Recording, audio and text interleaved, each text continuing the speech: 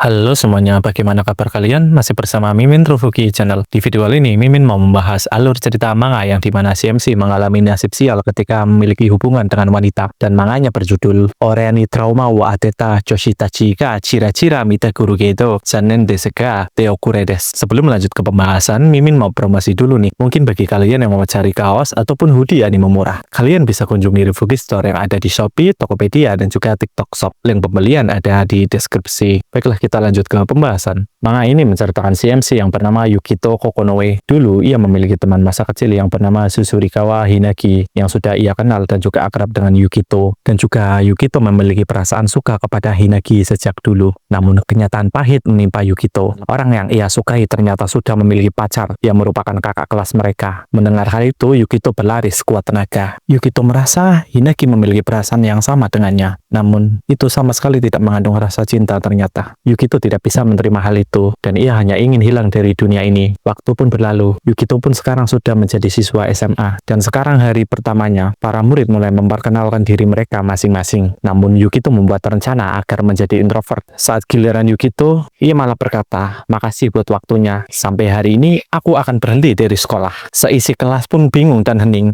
namun Yukito merasa puas. Orang di sampingnya pun bertanya, "Kau kenapa Kokonoe?" Yukito pun menjawab, "Maaf, aku hanya merasa betapa tidak adilnya di dunia ini." Dan sontak mengatakan tanpa ada masuk lain, "Tapi kurasa aku nggak bisa bilang. Jangan khawatir pada situasi ini. Aku, Yukito Kokonoe, aku bertujuan menjadi introvert penyendiri di kelas ini. Aku berencana untuk sering pura-pura tidur, jadi harap kalian nggak usah sering-sering interaksi sama aku. Anggap saja aku kayak angin lewat saja. Aku orangnya sangat santai. Aku nggak akan peduli sama sekali kalau ada orang yang ngecek aku. Seperti contoh, kakak apaan sih? Jijik banget deh. Yah, mana mungkin ada orang yang mau ngajak ngobrol sama cowok introvert."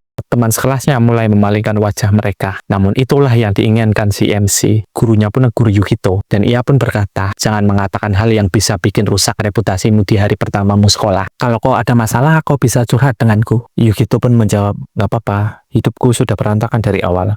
"Kau orangnya asik juga ya?" Yukito pun berkata, "Kau orangnya caper juga ya?" Yukito merasa Yukito memperkenalkan dirinya dengan biasa. Namun orang itu bilang, "Lupain aja, kayaknya setahun ke depan bakalan seru. Bagi kontak HP-mu dong." Yukito pun membalas, "Kenapa tiba-tiba manggil nama depanku? Kau mau so akrab denganku?" Orang itu bernama Miho Koki. Auranya terasa seperti tokoh utama, keren dan ganteng, berbanding terbalik dengan Yukito, yang malah terasa MC rasa NPC. Akhirnya mereka berdua pun bertukar kontak. Namun, tiba-tiba ada cewek so asik nimbrung dan mengajak Yukito untuk kumpul bareng karaokean dan kumpul bareng sekelas. CMC merasa cewek ini cepet banget bikin acara dan nyatuin teman sekelas. Karena terlalu ekstrovert, Yukito pun memanggil cewek itu Elizabeth. Yukito pun bertanya kenapa Elizabeth ngajak orang seperti Yukito. Elizabeth pun menjelaskan, setelah melihat Yukito berbicara dengan pria tampan yang bernama Miho, Elizabeth merasa Yukito bukan orang yang seburuk itu, dan teman sekelasnya banyak yang mau ikut. Namun, ketika Yukito melihat ada dua cewek yang dulu telah menyakitinya, Yukito pun tidak jadi untuk ikut. Ia beralasan ada urusan. Walau semua itu bohong, sebenarnya Yukito tidak ingin berurusan dengan teman masa kecilnya dan juga seorang gadis yang bernama Kamishiro Shiori. CMC merasa mereka berdua kelihatan gak nyaman ketika ada dirinya. Yukito sudah tahu salah dua wanita yang membuat ia trauma akan satu kelas dengannya. Tapi kenapa hari pertama masuk sekolah harus begini?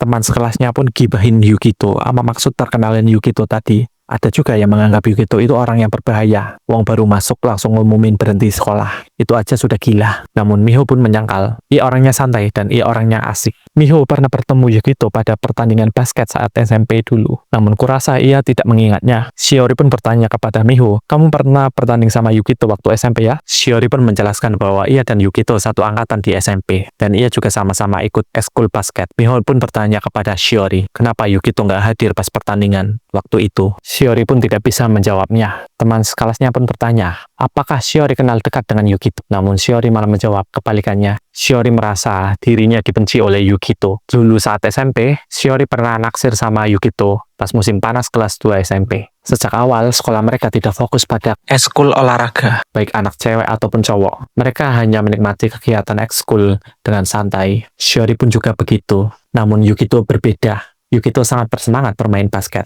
Ia terus memegang bola dan menembakkannya ke dalam ring tanpa henti, seolah-olah ia didorong oleh sesuatu yang kuat, seperti berusaha keras melupakan sesuatu. Shiori melihat sosok Yukito yang sangat bersemangat serta keseriusannya yang belum pernah ada sebelumnya, yang muncul pada kegiatan klub. Dengan adanya Yukito, ia merasa bisa meraih prestasi yang lebih tinggi di turnamen. Antusias itu telah mengubah klub basket. Shiori pikir Yukito orangnya sangat keren. Yukito adalah orang yang mampu memengaruhi orang lain hanya dengan sikapnya. Namun, kekhawatiran Shiori makin meningkat.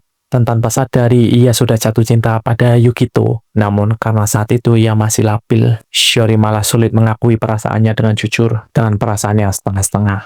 Shiori pun menembak Yukito, dan hasilnya ia mengkhianati Yukito dengan cara yang sangat buruk. Ia merebut segalanya dari Yukito. Shiori yakin ia nggak mau ikut kumpul kali ini pasti karena aku. Hinagi pun mengucapkan hal yang sama. Mereka berdua pun bertatapan, dan akhirnya mereka berdua pun bentrok. Hinagi pun bertanya, apa maksud dari Shiori sebelumnya? Shiori malah bertanya balik, kamu sendiri punya hubungan apa dengan Yukito? Hinagi menjelaskan bahwa dirinya adalah teman masa kecil Yukito. Shiori pun menyalah, jangan-jangan kamu orang yang bikin Yukito berubah. Hinagi menjawab, iya, tapi kamu sendiri apanya dia? Untungnya pertengkaran itu dilerai oleh Elizabeth. Kita kesini ini bukan untuk ribut. Kalian berdua yang akur bisa nggak? Namun, Hinagi pun memutuskan untuk pulang, dan Shiori pun juga ikutan. Mereka mulai agak canggung, namun langsung dicairkan oleh Miho. Di sisi lain, Yukito sedang disidang oleh kakak perempuannya. Yukito pun dimarahin, kenapa ia melakukan perkenalan seperti itu. Sebagai terdakwa, ia hanya bisa pasrah. Padahal Yukito dengan kakaknya beda angkatan, tetapi kok dia tahu, pasti ada mata-mata di kelasnya. Walau sudah mencoba mengubah topik, ia malah tetap diberi hukuman. Akhirnya Yukito pun memilih beranjak pergi ke kamar. Yukito pun berpikir,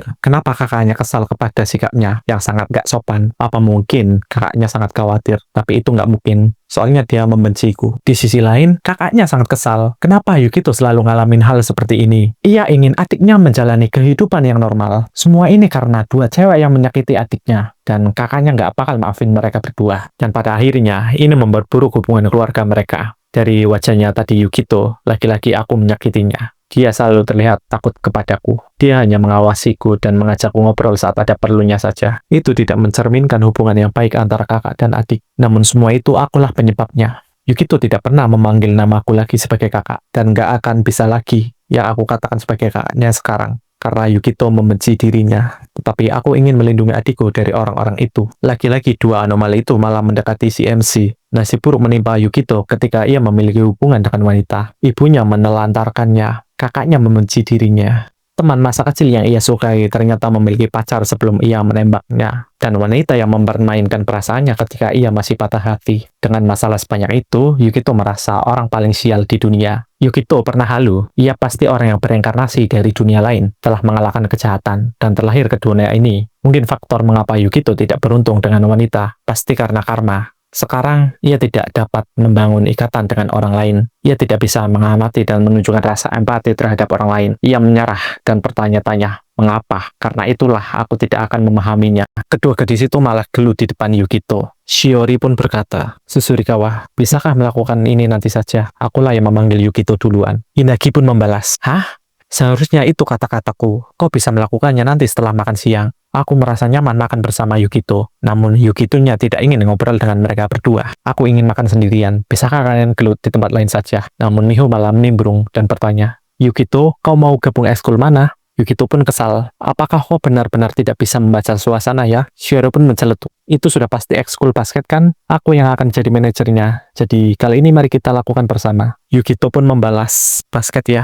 Aku memberikan semuanya kepada basket. Tapi yang aku dapatkan adalah kenangan buruk. Aku tidak dapat mencapai tujuanku dan tidak mendapatkan apapun. Aku tidak akan bermain basket lagi. Shiori pun membalas, itu tidak mungkin. Maksudku, Yukito menjelaskan, aku baik-baik saja dengan itu. Sudah tidak ada hasrat yang mendorongku untuk bermain kembali. Dan kau tahu juga kan Shiori, kejadian apa setelah semua upaya itu? Orang sepertiku nggak akan bergabung dengan ekskul apapun. Aku akan gabung ekskul khusus yaitu pulang ke rumah. Miho pun mencoba merayunya, namun si MC nggak mau. Dan akhirnya Yukito memutuskan untuk pergi. Dan ia pun berkata, semoga kau beruntung menjadi manajer kami, Shiro. Shiori pun terbelalak dan ia pun menangis. Kau tidak memanggil namaku dengan nama seperti dulu. Saat perjalanan ke kantin, Yukito tidak sengaja melihat siswa yang sedang latihan baseball.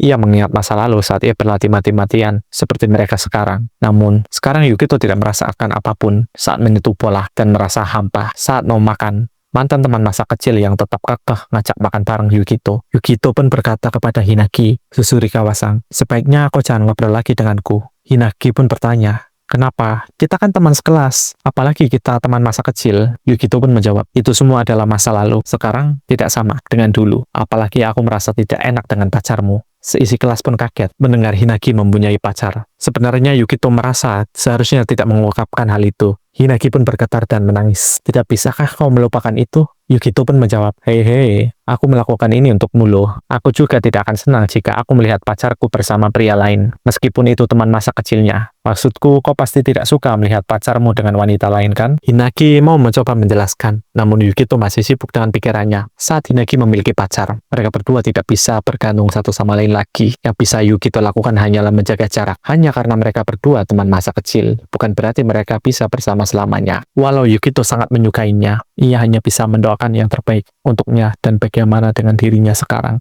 Apakah dirinya masih menyukai Hinaki? Ia yakin ia tidak bisa menemukan jawabannya. Teman sekelas mereka pun berbisik-bisik soal Hinaki yang memiliki seorang pacar.